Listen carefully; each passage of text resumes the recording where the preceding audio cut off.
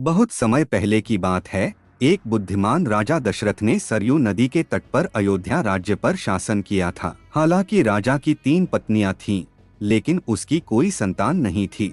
तब मुख्य पुजारी वशिष्ठ ने दशरथ को देवताओं से वरदान प्राप्त करने के लिए अग्नि यज्ञ करने की सलाह दी। उसने वैसा ही किया और देवता प्रसन्न भी हुए।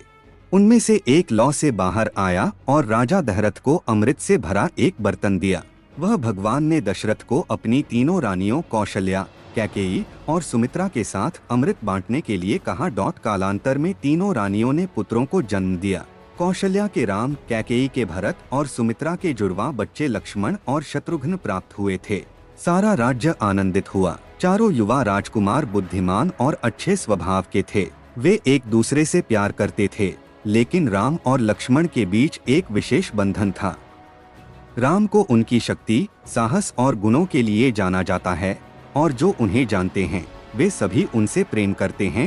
एक दिन ऋषि विश्वामित्र दशरथ के पास आए और उनसे कहा कि वे राक्षसों के अंत के लिए भगवान राम को अपने साथ वन में भेज दें, क्योंकि राक्षस ऋषियों के अग्नि यज्ञों को लगातार बाधित कर रहा थे।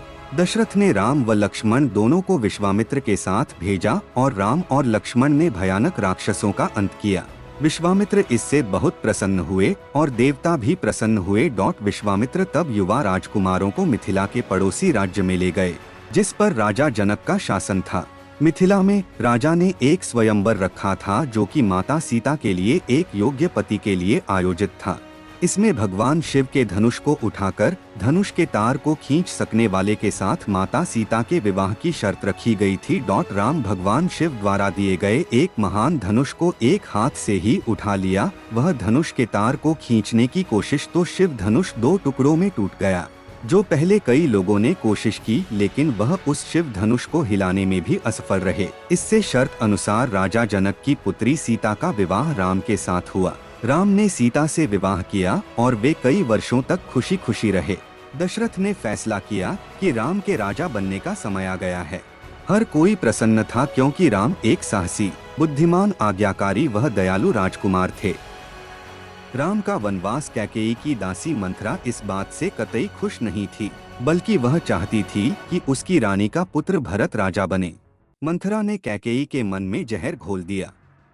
तब कैकेयी ने राजा दशरथ से उनके द्वारा दिए गए 2 वरदानों को मांगने का फैसला किया। कैकेयी ने राजा दशरथ से भरत को राजा बनाने व राम को 14 वर्ष के लिए वन में भेजना अपना वरदान मांगा। यह सुनकर राजा दशरथ का दिल टूट गया, लेकिन वह अपना वादा निभाने के लिए बाध्य थे। राम, सीता और अपने छोटे लक्ष्मण के साथ बिना किसी हिचकिचाहट के स्वेच्छा से वनवास के लिए निकल जाते हैं। पूरा राज्य शोक में डूब जाता है और राजा दशरथ भी इस दुख के कारण शीघ्र ही मृत्यु को प्राप्त हो जाते हैं। भरत अपनी मां के इस कृत्य से भयभीत हो गए। वह राम को वापस लौटने के लिए उन्हें मनाने के लिए जंगल में जाता है। जब भगवान राम वापस लौटने से मना कर देते हैं, लेकिन भरत राम की पादुका ले आते हैं और उन्हें राज्य के सिंहासन पर विराजमान कर देते हैं। उन्होंने कहा कि जब तक राम वापस नहीं आएंगे तब तक यह शासन करेंगे। उधर प्रकृति के खजाने की सुंदरता व शांति के बीच जंगल में राम, सीता और लक्ष्मण रहते थे। पक्षी गाते थे, धाराएं गड़गड़ाहट करती थीं, हजारों की संख्या में फूल खिलते थे। वह वन चित्रकूट में कुटिया बनाकर रहते थे। अन्य कहानी के लिए चैनल को सब्सक्राइब और लाइक करें।